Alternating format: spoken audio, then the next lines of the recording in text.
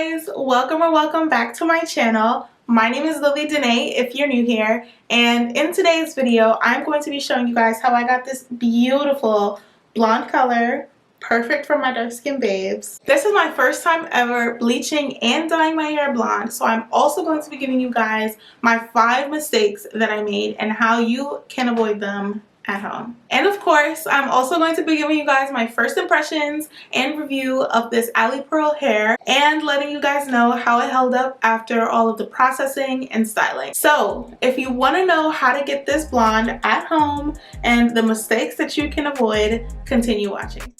So before we get into any of the bleaching and dyeing, I do want to show you guys how I have my wig set up. As you can see, I have my 2 front pieces here and I have my baby hairs tied off.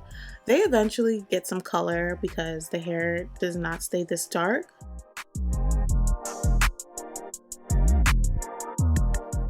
But as you can see, the front portion of the hair is separated into 2 parts and the back is separated into 3 or 4. My very first tip would be to cover your canvas head. If you're working on a canvas head, cover your canvas head and cover your floors. This is what my canvas head looks like after all of the work that I did. And trust me, you do not want to see the floors. My second biggest mistake, ladies, was not having a big enough bowl to mix my product.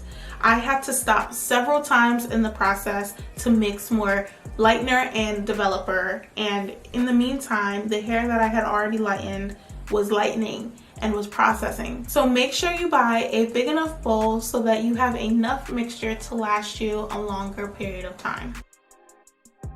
When I started bleaching the front of the hair, I realized that it was very hard to keep the foil up. So I took 2 T-pins and I just stuck them into the canvas head just to keep them in front of the baby hairs that I did not want to get any bleach on.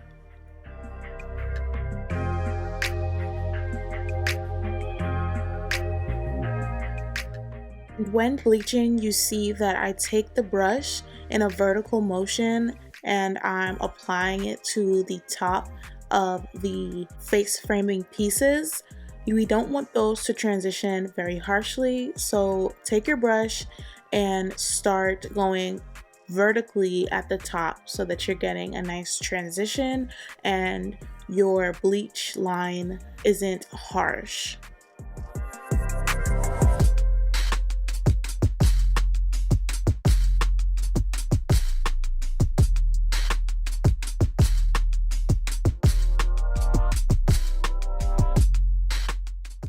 So here I'm showing you guys why it's important to separate the front of your hair.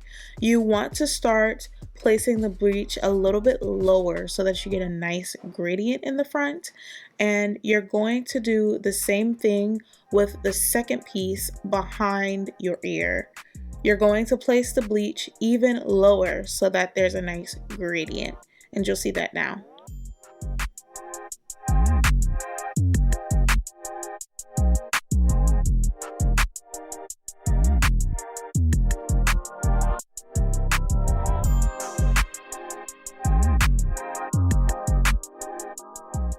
My third mistake, and maybe my most crucial, bleaching the hair starting in the middle of the hair shaft.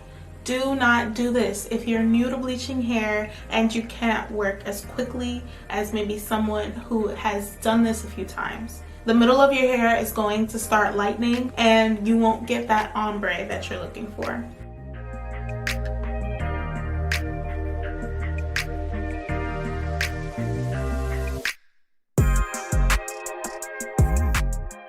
When we move to the back of the hair, I'm honestly just slapping the bleach on. There doesn't really need to be anything specific going on at the back. So really just make sure that you're coating the hair and getting every single strand.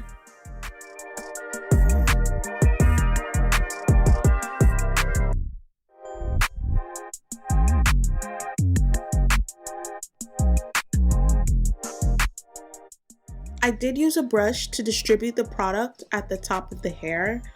I thought it was going to help me to get a better gradient, but honestly, I prefer the dye brush because it's a little bit more precise.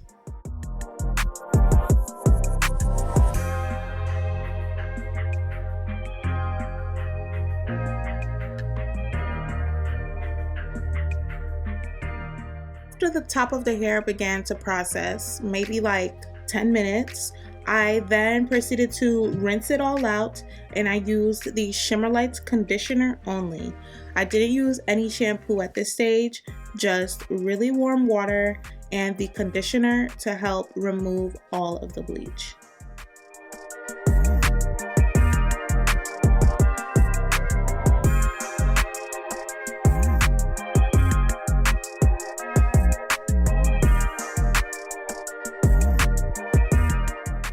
This is what the hair looked like after air drying.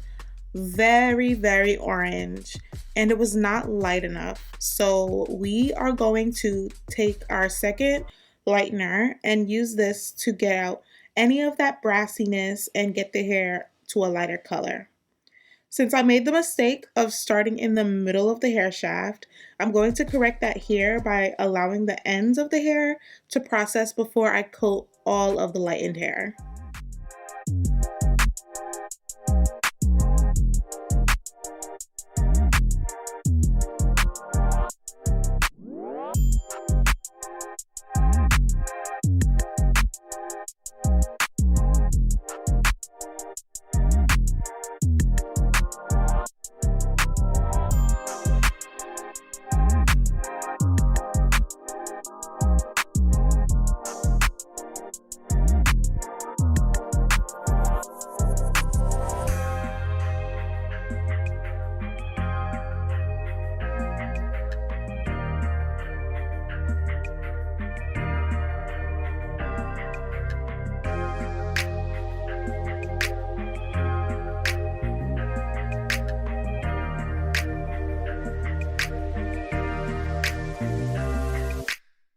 Mistake was not setting aside time to bleach my knots specifically.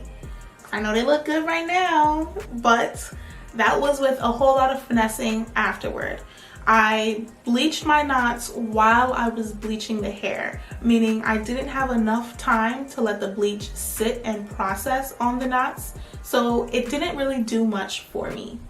What you should do instead is set aside some time to bleach the knots specifically and let them process for as long as they need to. So after the second round of bleach, what I did was use the shampoo and conditioner, and here you see the hair after it's air dried on the second round. We're getting really close to the finish line. And at this point, I'm on day 3 of doing this hair. It may look like it was a quick process because the clips are moving quickly and I'm wearing the same sweater.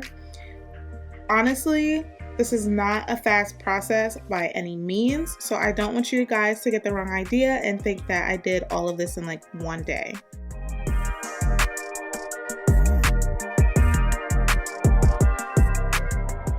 Ladies, make sure you're checking the description box for all of the products that I'm using and the amounts. When dyeing the hair, I'm starting with my medium shade, and I'm using the Revlon Colorsilk in medium brown in the middle of the hair shaft and dark ash blonde at the ends. If it looks like I got bleach on my roots, then I went in with the black brown to correct. When I dyed the face framing pieces, I followed the same method. I took the medium brown at the root and stopped where I felt like I had enough for the gradient. Then I applied the ash blonde to the rest of the hair. Those clips were kind of cut out because my hand was in the way the entire time. And honestly, this look is so customizable that it doesn't really matter where I put my colors. If you only want the very tips of your hair to be blonde, you can do that. If you want to have more of that medium brown showing, you can do that as well. Just make sure that it's what you like, and that's all that matters.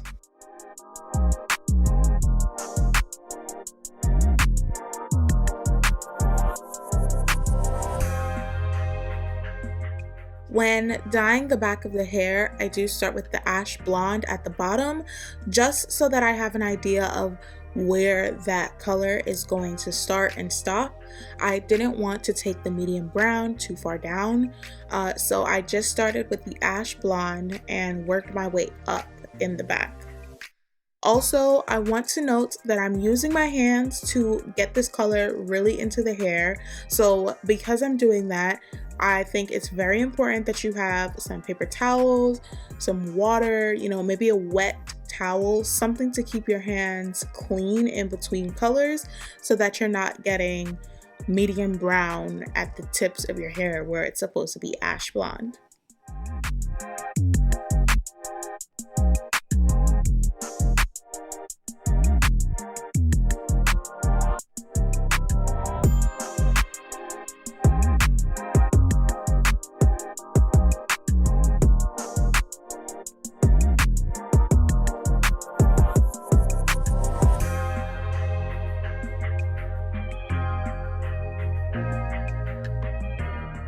So my last and final mistake was not planning out how I was going to dye the top of the wig. If you notice, the back of the wig looks a little bit uneven where the medium brown and the dark black brown meet. In the future, I would definitely take a little bit more time to think about how I want the ombre to look to make sure that the black brown and the medium brown are blending nicely and the look is more cohesive.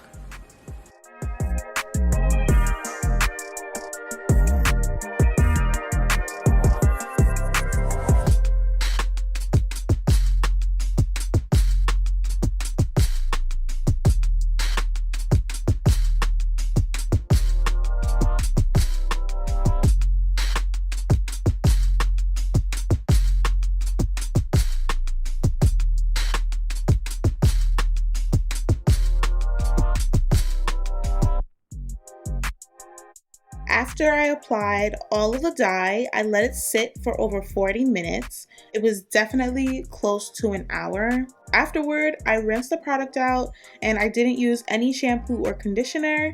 I just rinsed with warm water until it ran clear. While the hair is still damp, I'm using the Wella toner, and here is where we really are going to start to see those ashy tones. Mixing the toner as instructed on the packaging, I applied it everywhere I wanted to look ashy. So for me, that pretty much meant everywhere besides a few pieces that I left out so that the hair could have some dimension. Like I just mentioned earlier, this process is completely customizable. Do what makes you happy and gives you the color that you're looking for. I'd also add that I was using the toner in certain parts that looked a little brassy still to help correct that color. So anywhere in the hair that looked like it was still a little bit orange, I took some extra time to get some toner onto those sections to help remove that orangey tone and help it get a little bit ashier.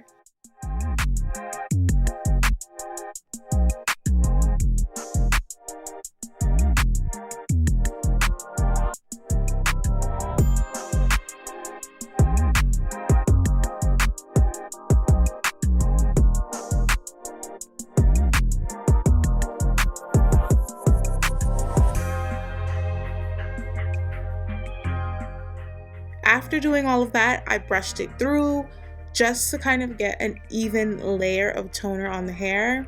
Because some of the pieces were toning before others, I'm still gonna get that dimensional look that I was looking for. This is just gonna help even everything out. I let the product sit for 20 minutes and then I washed the hair and let it deep condition again for 20 minutes using the conditioner packs that came in the Revlon box dye. Congratulations, you have made it to the finish line. You are ready to style your hair. In these clips, the hair looks very much brown, but trust me, we got those ashy tones, and you can see it a little bit better here in the front. So now that you've learned how to get this beautiful blonde color, let's talk about Alipearl. The areas that I'm going to be going over are the packaging, shipping, quality, customer service, and price. If you want the details on this wig specifically, make sure that you're checking the description box below, as I'll have all of the details and the link to the hair below. When I received the hair, I was honestly really impressed by the packaging. It came in this beautiful satin bag that I can later use to store the wig. I also received a few goodies with my package that I'm gonna show you guys. They gave me 2 packs of wig caps, 2 satin headbands, and some of you may recognize this one from my last video. Make sure you go watch that one after this. I really love them because they are actually really pretty, and I definitely see myself using both of them. I also received this headband, which is just a cute cheetah print. The elastic band that everyone uses to secure the back of their wigs. I don't use these, but I'm really glad that they send these with your purchase. During the time I ordered this wig, they were running a promotion, and they're actually still running that same promotion. Was you buy one wig and you get one free. So they sent me a free wig. And this hair that they sent me is a headband wig, and it's just a curly 14-inch unit. So packaging was a 10 out of 10. I really enjoyed opening up my bag and finding all of those amazing goodies, and I was very pleased with the wig that they chose to send me for free. So let's talk about shipping for a minute. I ordered this hair on 12/18 and I received it on 12/30. I'm not constantly ordering hair for myself, so I'll leave it up to you guys to decide if that shipping was good or not. Personally, I would have liked to receive the hair sooner, but I do know that I should have ordered it earlier with everything that's going on in the world right now. That being said, their customer service was excellent. I ordered the hair and I accidentally forgot to put my apartment number in there. I sent them a quick email. They responded. They let me know to send them the correct address and to confirm the details that they had, and that was it. They didn't make me reorder the hair. They didn't cancel my order, none of that. And when it came to receiving the hair, I did reach out to ask them if I would receive it by a specific date, and they provided a number for me to contact to check what was going on with my package as it was out of their hands. The number ended up being for FedEx. They did let me know what was going on with my package, and I think that Alipearl providing the number for me to call was an extra step that they didn't really have to take. So as far as customer service goes, I think that they're really good in communicating and making sure that their customers are happy. Now the price.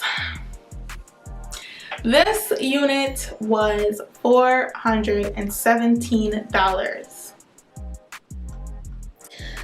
That, to me, when I hear it, sounds very expensive, but in relation to how much people spend on hair in this day and age, it's in the middle. It's up there, but it's not as expensive as some of your boutiques on Instagram that you may order from. So I would say it's expensive, but it's a good alternative for someone who may be used to buying boutique hair and wants to save a little bit of coin. Now let's get into some tea when we talk about the quality of this hair. So the hair itself, it's nice, it's silky, it's cool. Like, you can, I'm not gonna run my fingers through it completely because I'm supposed to have curls, but it is silky and smooth, and when I received it out of the package, it was like that. It was very nice and soft, and I had no complaints there. The cap construction is okay. The hair isn't as dense as I would like. Again, the information on this unit is down below, all of the specs. I do believe this is 200 density, and for 200, I was honestly expecting it to be a little bit fuller. I personally have made better wigs, but that's really the trade-off when you're looking at buying a pre-made wig. It's time and energy versus convenience. So in this situation, I knew that I was going to be bleaching and dyeing and doing just a whole bunch that I didn't want to think about making my own wig. They also claimed to have HD lace, and honestly, I would say that the lace was okay. I would recommend that anyone tint their lace regardless, just because you want to get it to a perfect match. And as you can see, what lace, boo? What lace? Where's the lace? Show me the lace. Is it HD lace? I had to tint it, so for me, no. But is it good quality lace? Yes, definitely. So when we get down to processing the hair, I would say that I received quite a bit of shedding. As you saw in the previous clips, there was some brushing while the hair was wet and while I was bleaching and dyeing. Like, there was a bunch of brushing. And when this hair air dried, it air dried really smooth, but once you start to run your fingers through it, you could see that there were a lot of flyaways. Now, I'm not sure now, thinking back, if the hair was breaking off or if it was shedding. Because there's so many flyaways, I want to say that it was breaking off and it probably wasn't handling the bleach as well as I thought. Flyaways aren't the worst thing in the world, but it is a little bit annoying when you're going throughout your day and having to like check and see if your hair is still looking good. Is it frizzy? Like, what is it looking like? So if you do run into this problem, I do have a few products that I used in my hair that you may want to try out just to combat those flyaways that any wig may get on occasion. So the first two products that I used were heat protectants, and this first heat protectant is a straightening serum. This I just used to give the hair some shine and protect it from the heat when I was flat ironing it. This next heat protectant is actually for curly girls. This is the Berigio Farewell Frizz, and this is a blow dry cream that you would use on natural hair before blowing it out. I think that this one worked really well to help give the hair some weight so that it wasn't just flying all about the place and like having that staticky hair look. I used this one after I had already straightened the hair and was just needing it to have some control. When it came down to flattening my closure part and the rest of the hair, I grabbed some beeswax. And this is the Murray's Edge Wax Extreme Hold. A lot of girls use the beeswax or the edge wax sticks, and those are cool too, but I already had this product and I wasn't about to waste money on a new product just because I had a wig. So you want to just take like a little bit and put it on your hair. You can then go in with your hot comb, press it down, and it will lay. And if even after that your hair is still having like the little bit of flyaways, go ahead and get you some hairspray.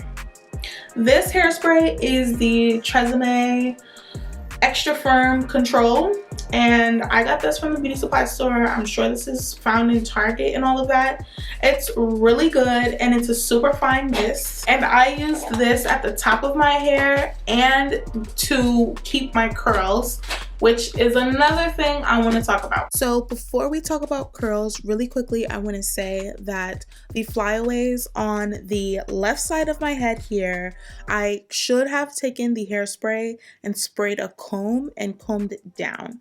I did not do that, so that's why you're seeing all of the little flyaways on this side of my head. This hair is not very curly anymore. Like, if you look, it's cute, but it's definitely much looser than when I initially curled it. The hair, when it dries bone straight, like almost like you straightened it. It doesn't hold a tight curl, which I'm okay with, but if you're someone who likes super curly hair, like the big fluffy curls, this may not be it, because the curls are very loose, they are falling, they're dropping, and for this look I'm okay with it, but I do enjoy those big fluffy curls sometimes. So overall, I would say that Alipearl has some nice quality hair, when ordering, I would take into consideration the type of look that you want and how you like your hair to lay.